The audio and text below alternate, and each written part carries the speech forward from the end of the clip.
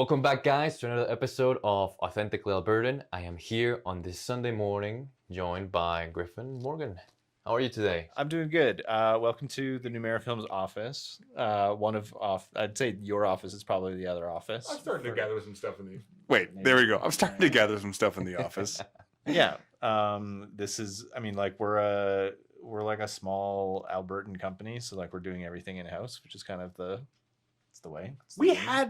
Didn't we have a rent office like It's yeah. 7 years ago? You guys had a rented office, like a space where you... I remember us having like a boardroom for some reason. Yeah. So when we first started as a company, we had we had a post box, like a post office box. So if you mailed stuff to the company, it went to like just a building in, oh boy, I don't even, like in not Mount Royal.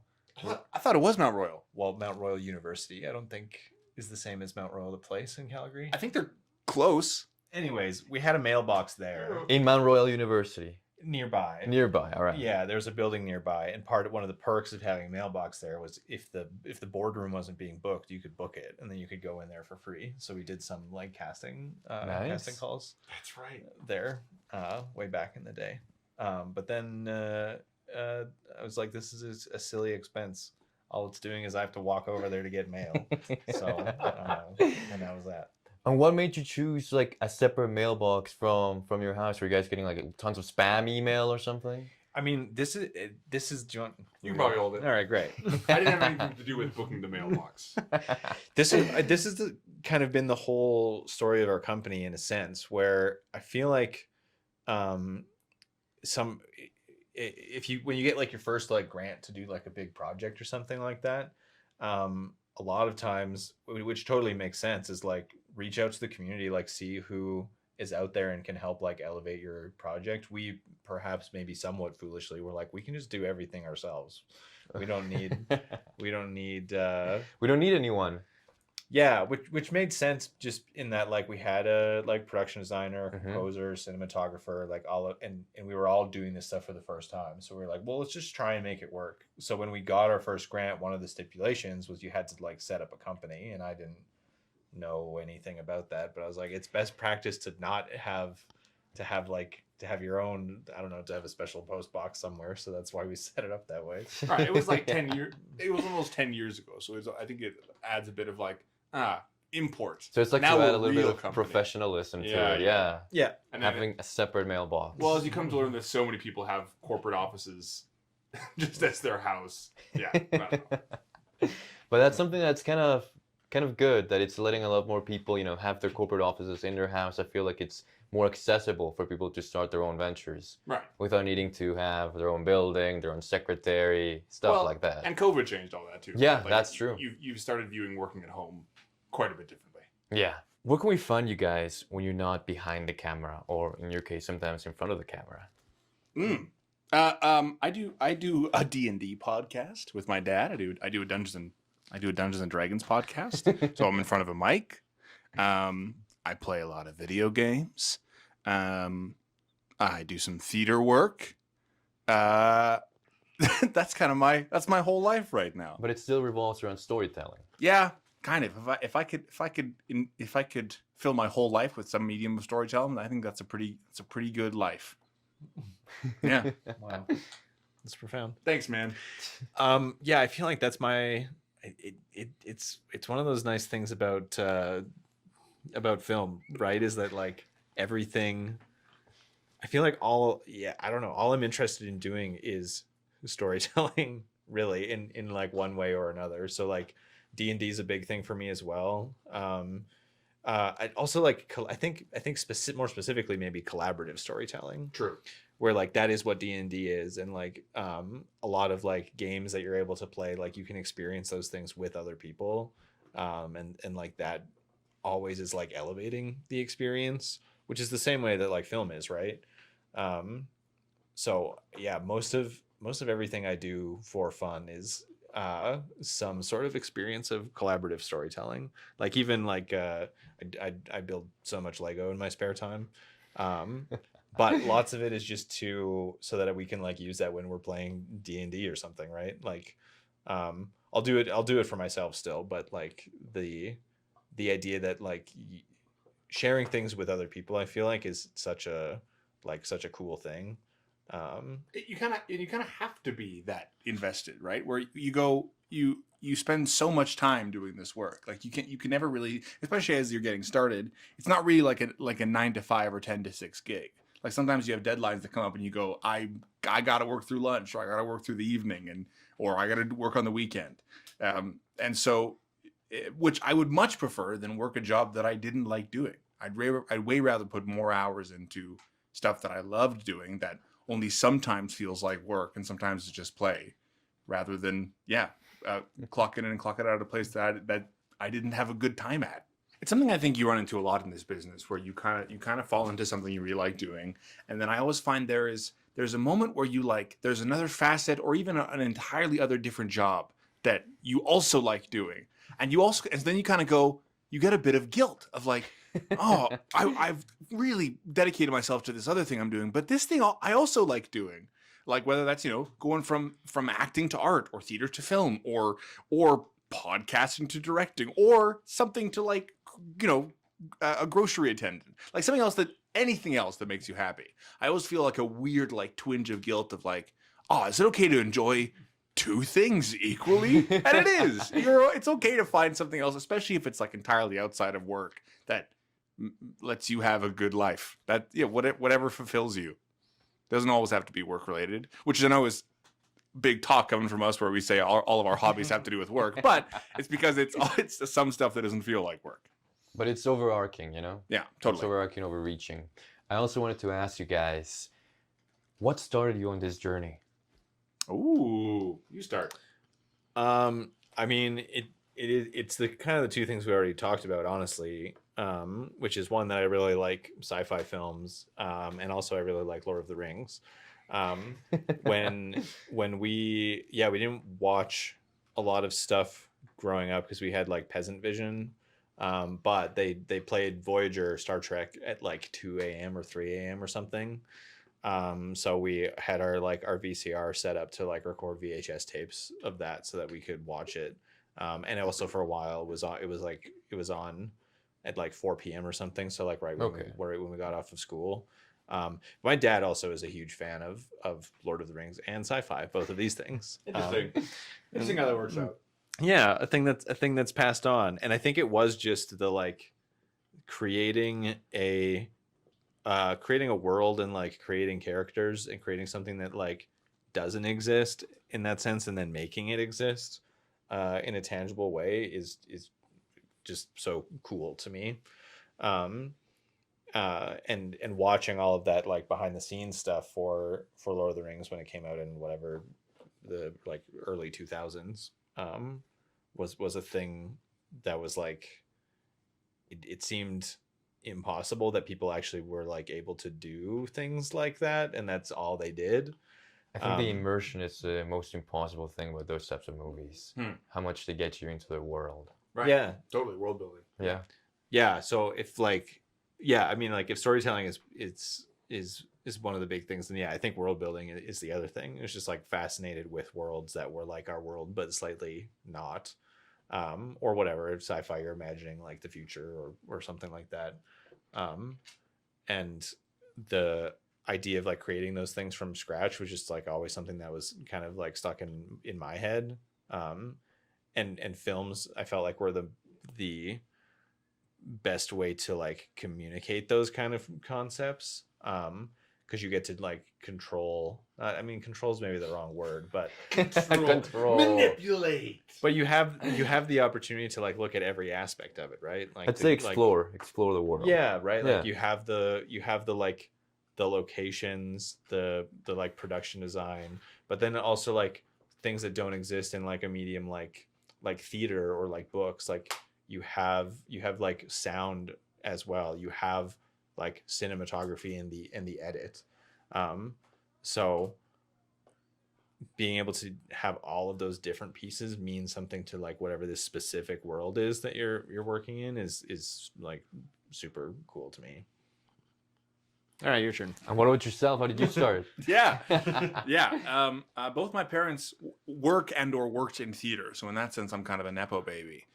Which I think why I was always drawn to film, because it felt a bit more like my thing.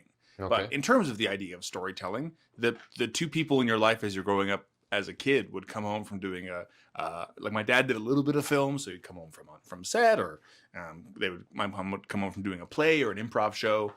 And as a kid, yeah, these two superheroes in your life are going, man, this is the best thing in the world. This is the best thing. This is the best job. It's the best job to do. And so as a kid, you go, oh, okay, I guess storytelling is the best thing in the world. Like that, you just learn that from an ingrained age of like, right, telling stories to other people makes people super happy, because these two people, the only two people I know in the world, they're happy, awesome.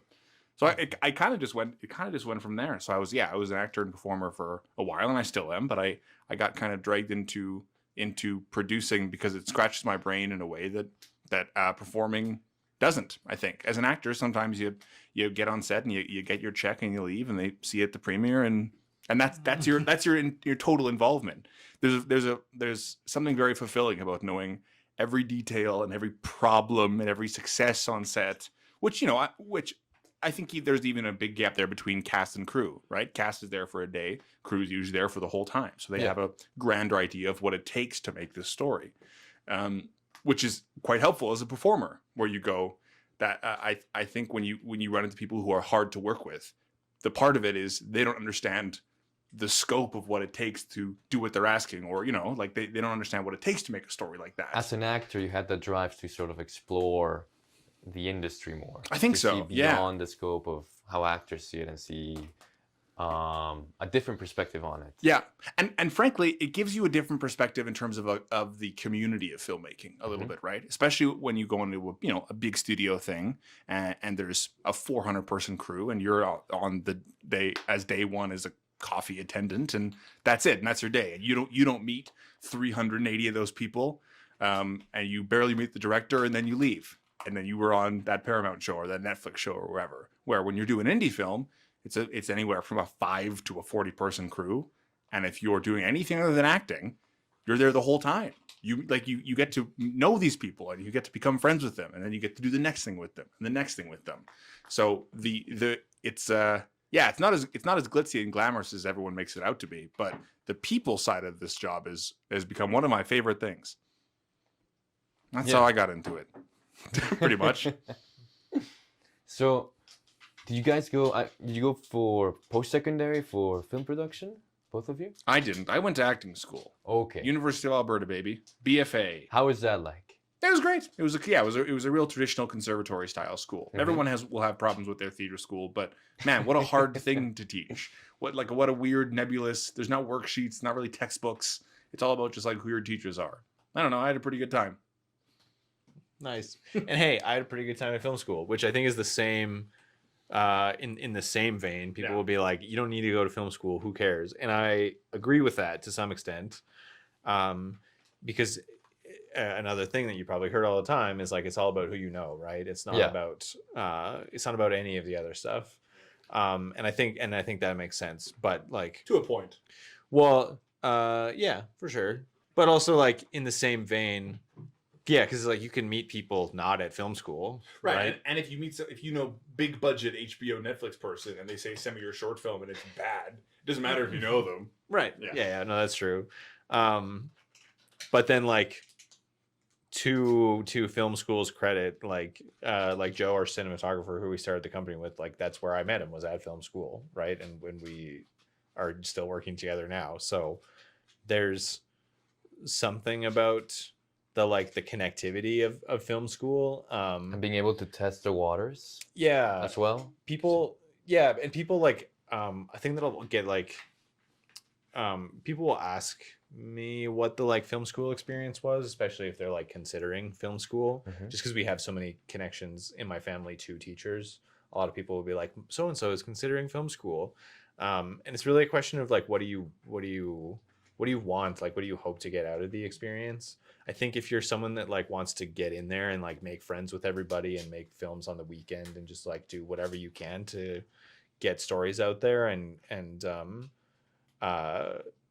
if you want to be the person who's kind of like taking charge of those things or like be really heavily involved in the creative process, then I think like, yeah, go to film school. That's a great place to like, that'll force you to make some stuff. It'll force you to work in an environment with people, which is also like figuring out how to work collaboratively with people is such a huge part of it.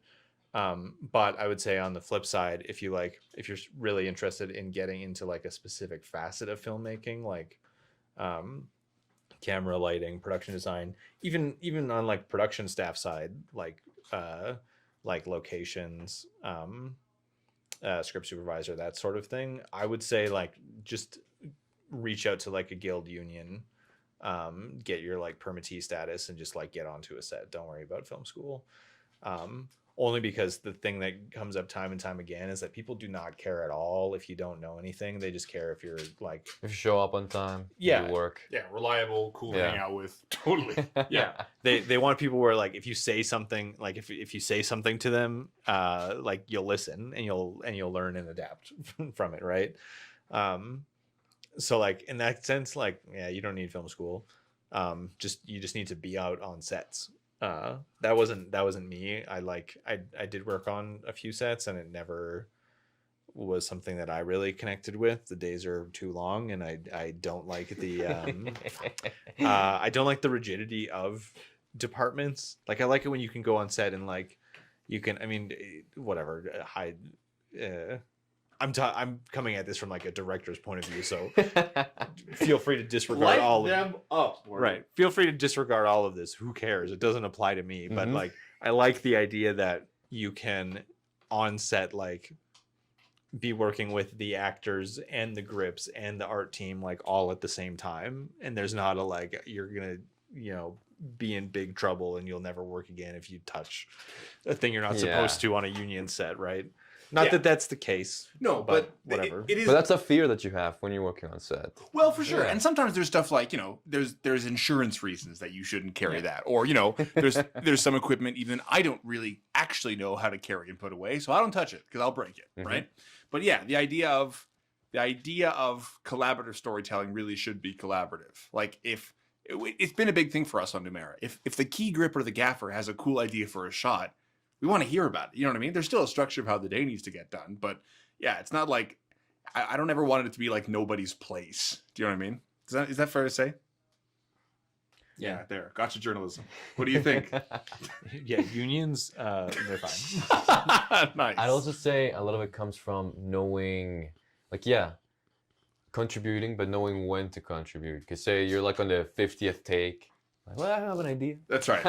Totally. We're just trying to get this one, man. Exactly. Yeah, and in my experience, one of the good things about film school was the technical side of things. Because the program that I went to was very, very technical. It wasn't right. as much as theoretical. I was up in SAIT. Oh yeah, sure. Yeah. So the theoretical stuff, I was pretty good in English in high school. So I knew I was always passionate about storytelling, always immersed in the hero's journey since grade 8. Right. So to me, that was no issue. I didn't need to go to UFC to, I don't know, have a bunch of classes about it or stuff like that. Sure. But stuff like cameras, stuff like lighting, stuff like sound, stuff like editing, that's something I had no clue about, which is something that, I got helped with in film school. Right. Totally. Yeah. Yeah. The technical side would be huge for it. That's the side that I'm honestly quite missing, that I wish I had more of. Morgan and Joe and the rest of our team have tried to give me a real crash course of just like here's That's what I was basic gonna camera say. stuff. That's what I was gonna say. I'm like, become their first AC or their second AC. Yeah, that's right. Totally. It would be the best way to learn. Yeah.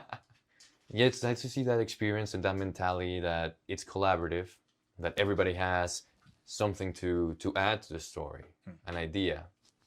And yeah, unions can be scary at times because it's a big set, huge set, and you do have that fear that, oh, I talked to the wrong person, I moved the wrong stuff, now I'm in trouble, I'll never work again. That's it, it's over for me. I'd recommend if you're just getting started out is you try both. You try going on an indie set and you try going on a union set. People will like both for different reasons.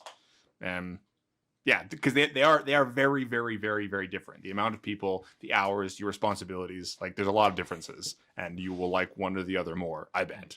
Yeah, it's the thing. I'll always just I think I'll just prefer indie sets only because like it's a thing where we're getting into pre-production and like the grip will send me an email and be like, "Can I read the script?" Right. Yes. And like there's a buy-in. There's a level of buy-in. right. So often that like doesn't happen on a union set, and that makes sense. Like union sets are like machines. Like it's so making film at like the scale of like a Fargo or a Last of Us or something like requires so many people, so it just like it has to be that way. And you can't get films like that if you don't work inside of a union environment, I don't think. But that's for those people. I like working with people I know more. And I'm sure we'll land maybe in a different thought headspace 3 or 4 or 5 years from now. But the idea of producing something and like not personally meeting every person that works on it, like not meeting everyone that comes to set to work on your thing, not at least having some face to face if they're there working on bringing your story alive, which hopefully becomes our story. That feels a little crazy to me. Like having a 2,000 person crew and you don't meet everybody. You don't know like this person's name. How do you call them? Exactly, right? I kind of go, that's kind of you sad. over there. The Come size over of here. it is like quite scary, but also you just goes, oh man, like that's not why we got into the biz. I want to meet you. I want to make stuff with you, not you for me. Together, us. Yeah. But I mean, that's a cool thing about film too, is that like we can have that sort of view of indie sets, and then there can be also the way of like doing it on union sets. Like there's no wrong ways to do it, and because there are so many different ways of doing it, it's nice that we can kind of like settle into, if we bring you onto our set, it's because we want to work with you on everything we ever do. Like we want to just make movies with our friends. And I mean, we will say this all the time, that like the experience of filmmaking is like really more important to me than like the final product is. Obviously we want to make something good, but I think like having a good time on set is the first step to making that possible. Not me. I hope we have a terrible time on set and I want the best product. Did you guys have a mentor during your post-secondary career who really guided you through, what you guys are doing now or this line of thinking? Maybe they sat you down and told you, let me tell you something with the unions. For me, it was just all firsthand. But also this was this was kind of like the crux of our the first like few years of being a production company, and tell me if I'm lying here, but I feel like a thing that we've learned very much the hard way in a lot of senses with like, so when we started, we were like fresh out of film school, was like sick. We know everything. We can just do this by ourselves. Not to say that like there's a lot of like great people that like gave us advice, but I think especially early on when we started, and I mean like I'm talking like 10 years ago at this point. It was the thing where like, well, I don't know. I can just figure it out. I don't need other people. Like someone else had to figure this out at some point. So like I can just go into it and figure it out myself as well. And I wouldn't recommend that to anybody. I don't think you should do it. Bring on other people. We learned, we learned so much in those first few years, but a lot of that learning was like necessitated because we had to like adapt to things that like we would have known if I had like sat down and asked all the questions about, going all the way back to like setting up like a company and having our mailbox, right? I didn't ask anybody if I should do that. I was just like, maybe I should probably just go. You assumed you needed to do that, yeah. So I would say, as far as like an example for how to start off, don't look at us at all. Because there's like it is the whole there's a term for it, the like the graph of like what you think you know to like your skill level. Oh, I know what you're talking about. There's a name for it, but I can't remember. Where you like for a while you like think that you know everything, and then when you reach a certain point, you realize that you know like absolutely nothing, and then once you kind of go over that hump, then you can I think there's literally a line in one of our shows about this. Then the real learning begins. Yeah, nice. Very good. I think a character literally says that in one of our shows. But I think that's the thing, and I think that'll happen. A lot of people go into film school with like that sort of attitude, and I think we had that too, where it's like we're hot stuff, and I can't make any mistakes. And then you find out when you try to do like your first big thing that, oh yeah, there's a lot of mistakes that you can make. And there's a lot of better ways to go about things. Where I feel like now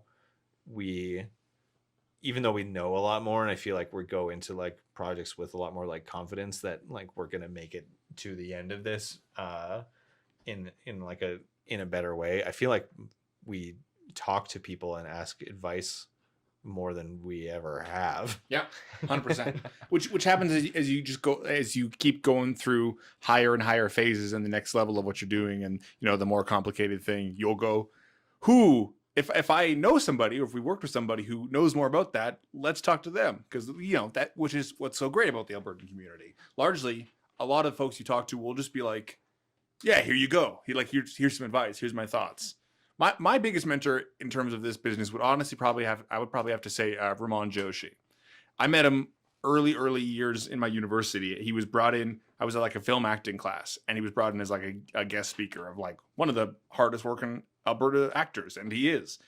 He taught me two things, which is one, just how to keep yourself sane and kind of stay happy in this very like entrepreneurial style life, like this really like gig contract style. And he's got a family, he's got kids, he has to do supplemental work, but he found supplemental work that he kind of likes doing, right? But also, and it's kind of touched on what Morgan already said, is he's really good at just acknowledging what he can't do. He'll go, oh, I don't know how to do any of that. If that's great. I know this, that. These are the things I'm good at. I'll do my best, but I'm not going to pretend like I know how to do that. I love him for it. It's so great. Which is, you'll run into a lot of people who want to do everything in the business. Me, I can't write. I'm not good at writing. I'm good at like notes on a script. I can't write dialogue. I'm too impatient. Accepting the things that you don't have to be good at will make you have more time to focus on the things that you are good at and that you like doing, rather than feel like have to be good at doing. It's a classic jack of all trades, master of none kind of thing, where the more like, well, I mean, it just makes your process more collaborative too, right? Right. Like we'll try to give away like something that we would have just previously done ourselves on like every project, so that we're doing less and less, but then also like the work that we're doing includes more people and becomes better because of that. Morgan's being humble. What we're really talking about is taking stuff off of Morgan's plate. Morgan does so much for this company, from pre-production to post-production to pre-production to post-production. All we're trying to do is take stuff off Morgan's plate. Morgan does too much stuff. Morgan Ermcher does too much stuff. So there you go. Thank you for coming to my TED Talk. That's the moral of the story. Jack of all trades. Yeah, definitely. We're talking about your post-secondary experiences, your different mentors, and behind the scenes, behind the camera, I was actually talking to Morgan about you guys teaching, that you have some experience teaching. Right. Yeah, I have way less experience than Morgan does. We wouldn't be able to be doing these gigs again without Morgan, as most of our gigs we couldn't do without Morgan. So yeah. So how have those experiences been like? It's good. I don't know. I like teaching because it's the same thing as when we were first starting to do stuff, right? Is that like students and kids have like ideas that you would never think of in a million years, and that's great. I love hearing like new perspectives on things, and also it's one of those things where like from our standpoint, it's relatively easy to answer questions about filmmaking to people that are being just introduced to it for the first time, and it's fun to be a part of that journey. And as far as seeing them get excited about the concept of like making their own short films and like realizing that it is possible to just go out there and shoot stuff, is super cool, because then we can just be people that are like supporting them, guiding them through it however we can. Yeah. And honestly, like, I don't know if I even care about guiding them through it necessarily. Which only, I hope they squirm in the wind. Which only in as far as if people have questions, then like great, whatever, we'll answer them. But like we aren't there to tell anybody what to do. Sure. Or yeah, right. I see. I think we're just there to be like, hey, here's some things that like that we did that like worked or that helped us, and here's things that didn't work.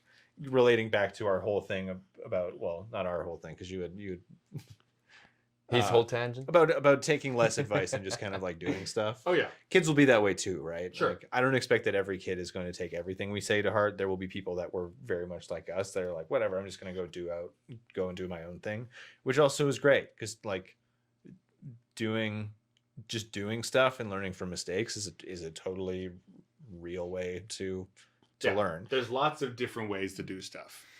That's the biggest lesson I've learned in the business. Well, and for students, the stakes are so low. Yeah. Right. Like if they mess up on the short film, or if there's something that like they're not happy with in the short film, It's all good. right. What are they gonna like? You're gonna go out and make another short film with your friends over the weekend, and You'll then fix you can. one thing. Yeah, exactly. Right. Mostly, we're just there to be like, here are some thoughts, and here are some like advice that like would have helped us a lot, and then also like let's think about like this in a more intentional way. Why are you doing what you're doing? And then in the same vein as us being big fans of like world building and storytelling, like you have the world, and like dream and imagine all the characters you want and all of the fancy stuff in your world, but look at what you have, look at what you have access to, look at the like your time frame, Your limitations, yeah. yeah, look, use the limits to your advantage.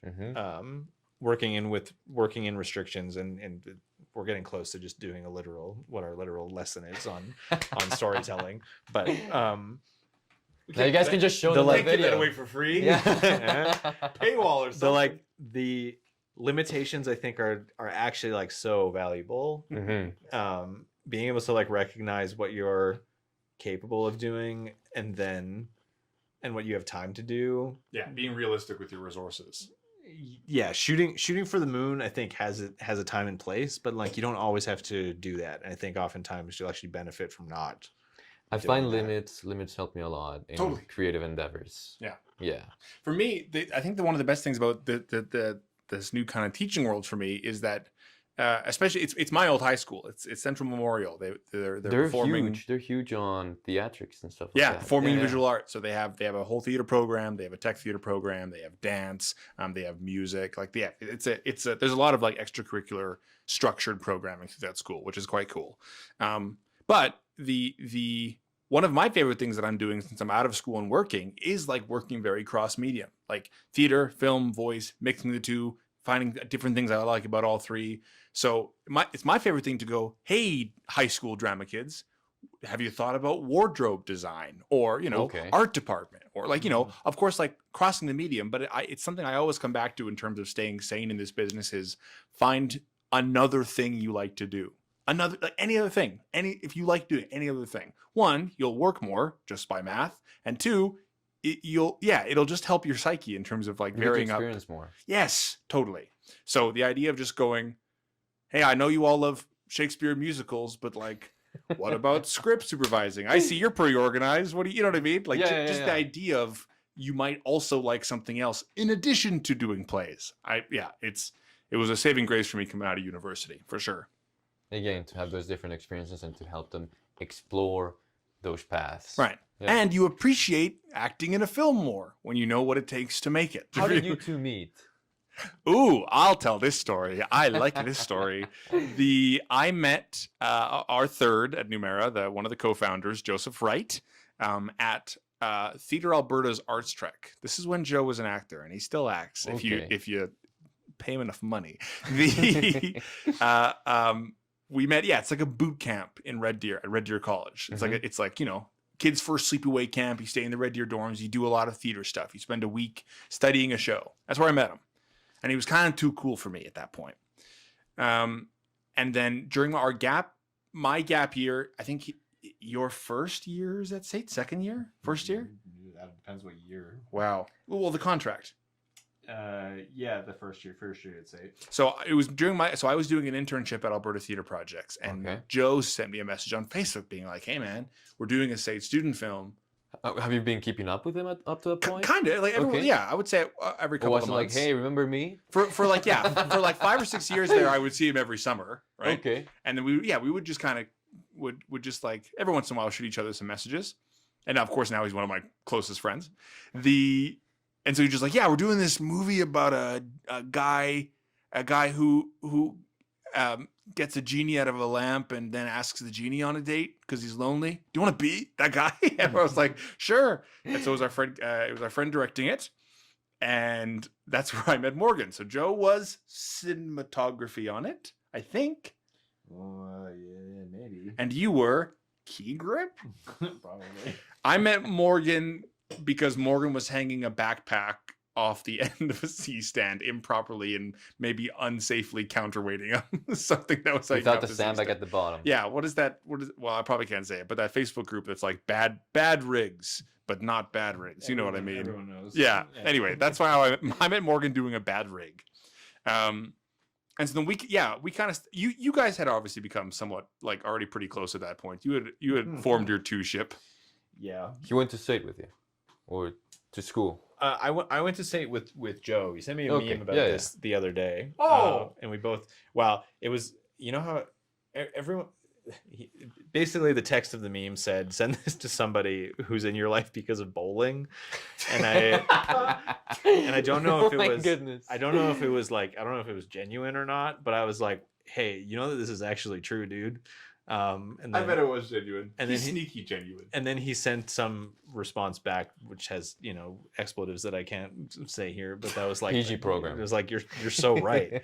But it's because we did when you go to SATE, the very first thing they do is they make you do whatever you probably like the meeting, the airplane, Yeah. The chase. the chase. Mm-hmm. They make you do all these like short film projects, and so when we did the airplane, because again, this is a little bit of us being like we're too good for this. Cool.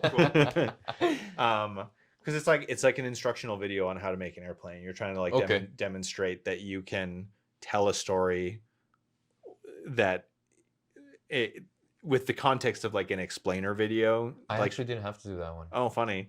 I was too good for it. Maybe they saw their whole class was too good. maybe they saw ours and they were like, we gotta stop making people do this. But I think the idea makes sense, where it's like something is happening that is the like progression of a story that doesn't have to do with dialogue. Can you show that on film, and does it make sense?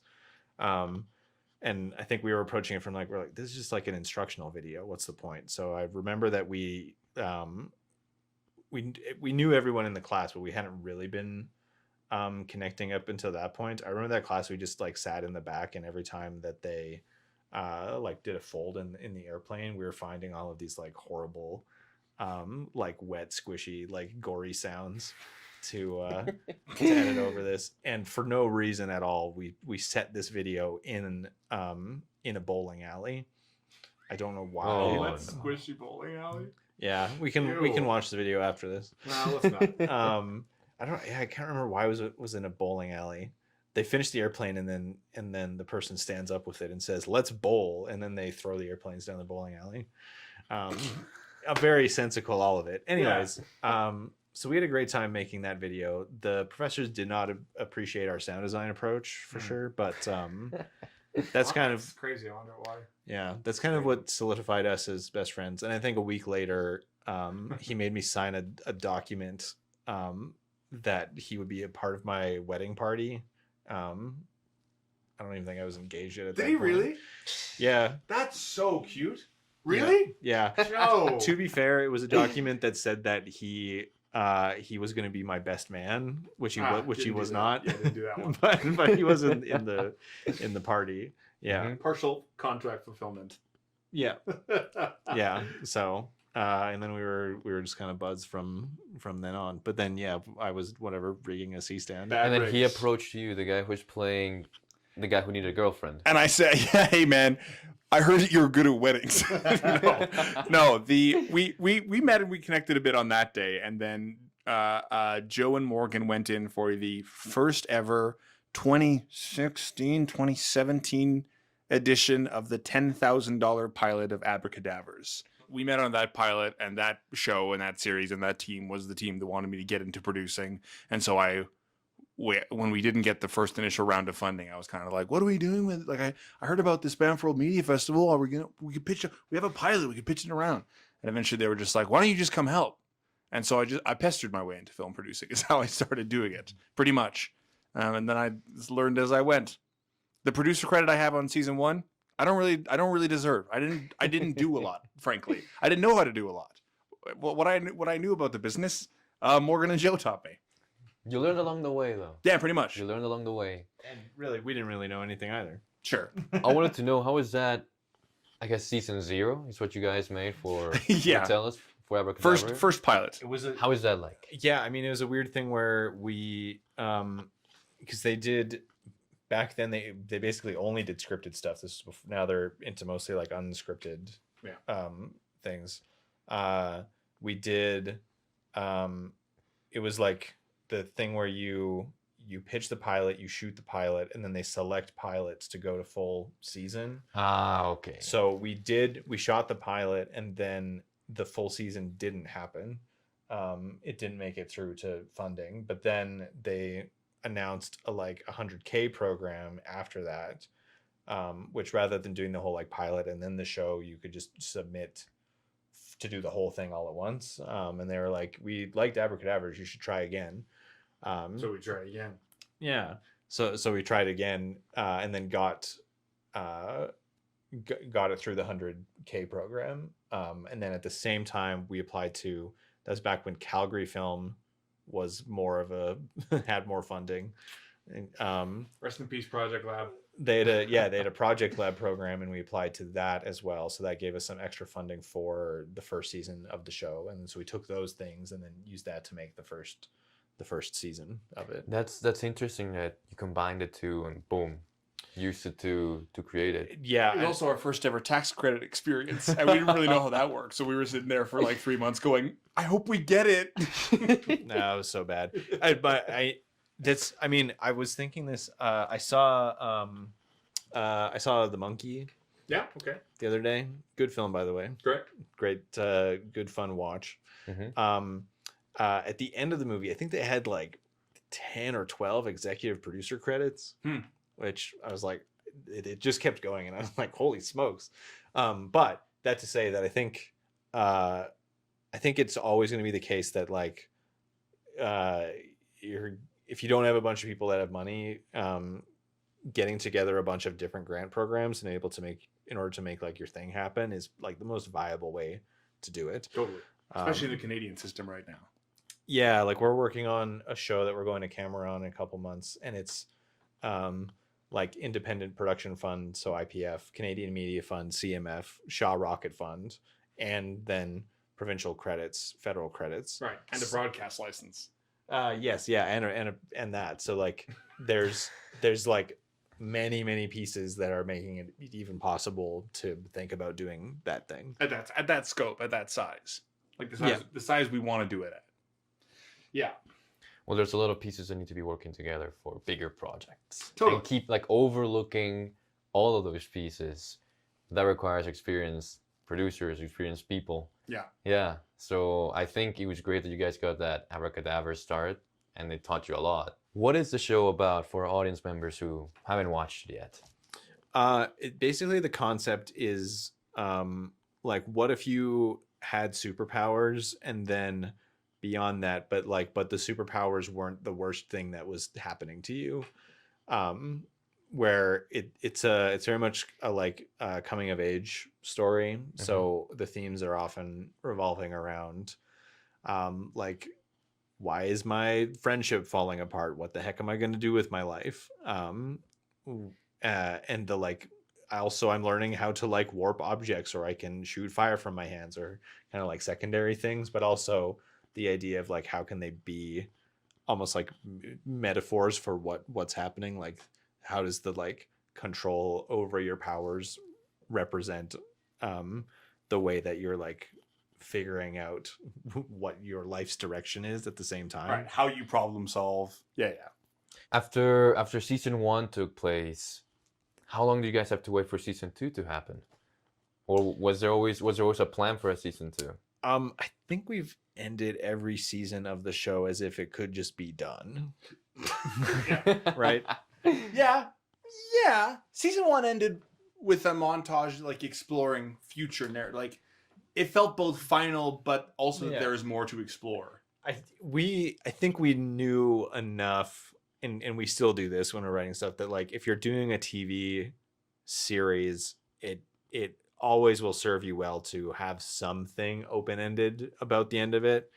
And I think actually Rudy, who was our story mentor on Abracadaverse, because we do in fact have some mentors, was one of the points that I think he made a few times, where it's like the story needs finality, but also like what's going to keep audiences interested in talking about the show like beyond the whatever the first season is.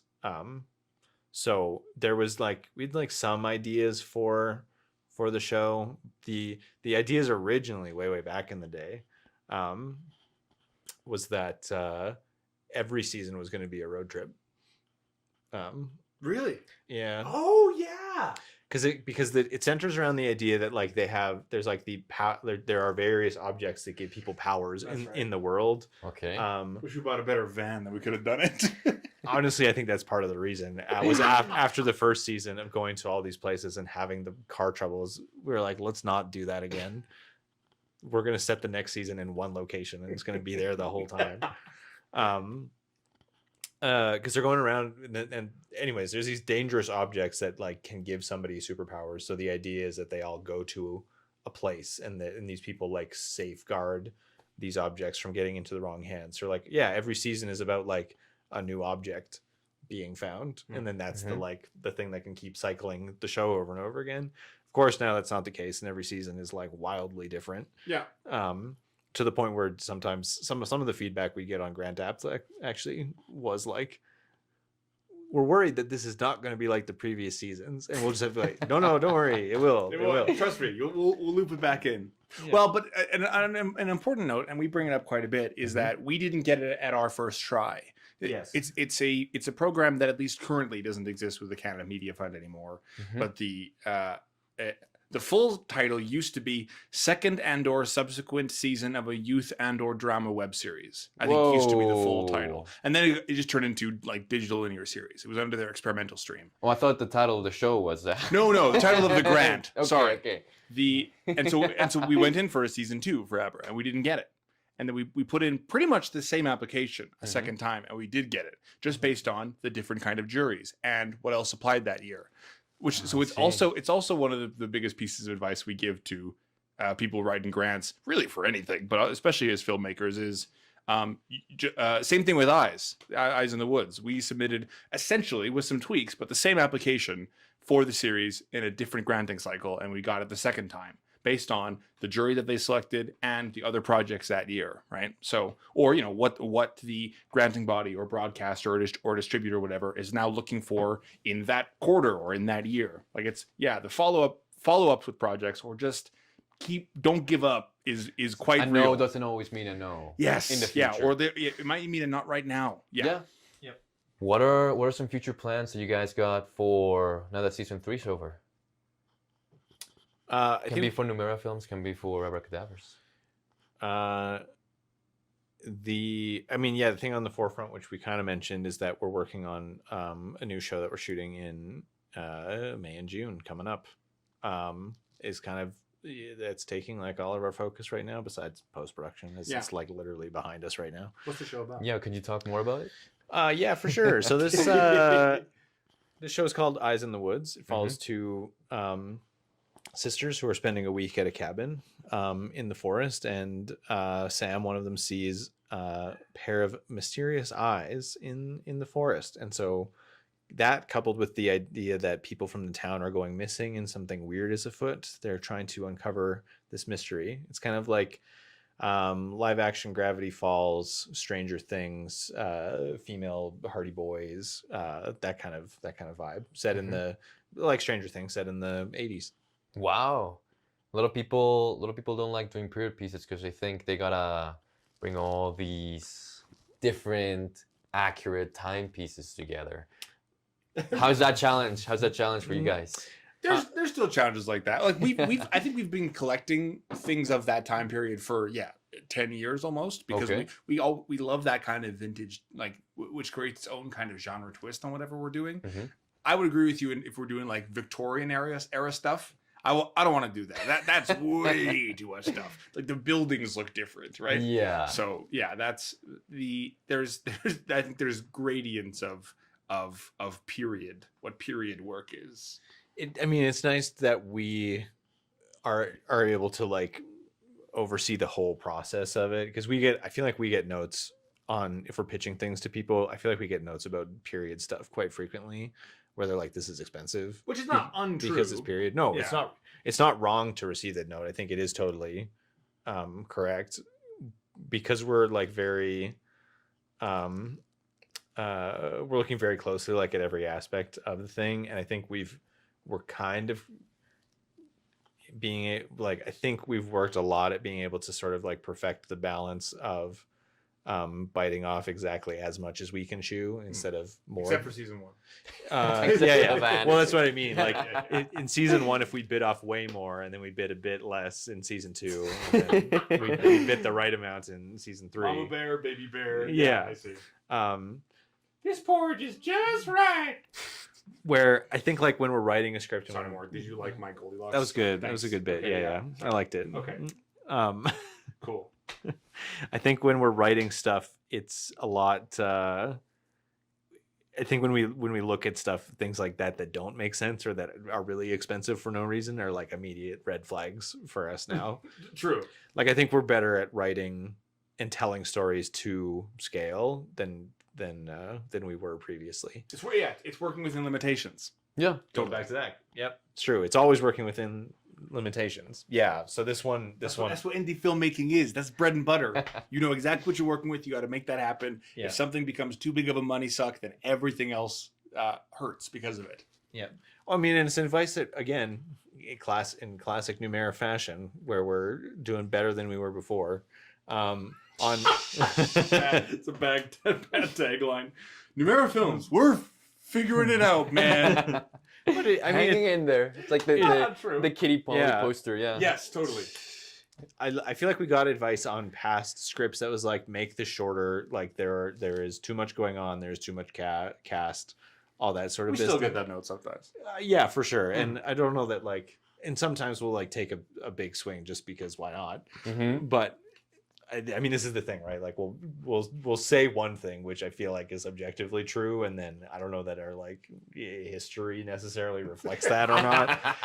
But no, it's what we talked about teaching the kids is understanding the rule and breaking it intentionally. Yeah, there you go. It's cool to break the rule if you do it with a purpose. Yeah. If you don't, if you know why the rule is there. Totally. Yeah. Exactly. You have to appreciate the structure of that, and then why are you subverting it? So you've been in the industry for almost like 10 years. You've learned the rules. No longer. You've longer now? Well, we've been in right. I wouldn't. My timeline as an actor, I don't think I gained an appreciation of the industry necessarily. You haven't been producing. Let's just say over 10 years. Sure. You know the rules. You know how to break them. You've gone through all these experiences. You've been saying here, hey, don't bite more than you can chew. What does success mean to you? From all that you've gathered throughout the years. Wow. I have a producer answer. Nice. And I think cash money, big diamonds. Again, this has kind of been a guiding principle to us, where the current thing we're doing should always, at least in a small part, help us get to the next thing. The story we're telling, maybe not necessarily the actual meat of the story, but the things we're learning on it, the skills and tools we're applying, the people we're working with, should always, in some part, let us then tell the next story. So I think success in my brain as a producer would be like consistency, being able to work consistently, work with the same people that we like, and in a weird kind of overseeing role, give employment to those people who are so talented and deserve to work. It's crazy. Maybe it sounds simple, but I think that would be that's what success is. Would be able to just be making movies and making a living and feeding families, which sounds simple, but it's tough to get there. Especially talking from a producer standpoint, and you know what that would mean is a constant inflow of cash, or a lot of patrons, or a huge influx of grant money, always consistently every year. It's a big ask. It's a huge ask, but I think that's would be what success is: being able to focus all of your energy into just making good stories. Aside from filmmaking, what other things are in the future for you guys? It's not related to movies at all. Right. Well, spring is around, and my other big hobby is gardening. So like that's gonna be pretty sweet. I split my the yard right now looks terrible. The house next door to us got kind of like torn down, but not before I could poach their rhubarb plants. So split up my rhubarb plants, have a bunch of their rhubarb plants, slowly taking over my garden with that. It's rhubarb, sunflowers, wildflowers. It's going to be the vibe this year. So I'm looking forward to that. Should be cool. Nice. I'm going to Olds, Alberta for Easter very soon. It's my favorite time of year because my partner's father sets up he's a farmer. He's a rural guy and sets up a whole egg hunt across his land. And how he begins the egg hunt is he brings out a double barrel shotgun and fires it into the air, and all these like anywhere from 6 to 14-year-old kids go, yay! Yay! I love Easter. Easter is one of my favorite holidays now. Shout out to Sheldon Foss. If you're watching this, let's talk. We do have one last question we like to ask everyone. Thank gosh. If you had one word to describe yourselves, which one would it be? Individually or as a collective? Individually. One word to describe. There's no wrong answer to this question. Loud. Probably. Stone.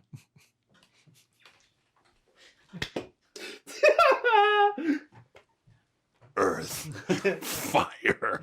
Water. Air. Long ago, the 4 nations. That's lived right. in Yes. peace. Yeah. Stone. You ever seen the Easter Island head emoji? Yeah. I like That's that you? one. Yeah, that's me. Stone. Okay, I like it. All right. I don't know. It's seems unique. wrong. I I'm haven't gonna regret heard that later. it before. Haven't heard it before. But you know, there's no wrong answer. I've known Morgan for a lot of years. I've never heard them describe themselves like that. In a way, this episode was a way to get to know each other better. That's right. And they've never seen Chronicle, which is messed up. There you go. Yeah? Yeah. There you go. Anyway, here's a clip from Chronicle. No? Okay. Fair enough. All right, guys. Well, thank you so much for being here, for being guests on the show. It was a blast to, learn from you, to hear about your experiences, to hear about your stories. Thanks for having us, man. Yeah, no worries, no worries. Thanks for being here again. And we'll catch you guys later on the next episode of Authentically Albertan. Stay authentic.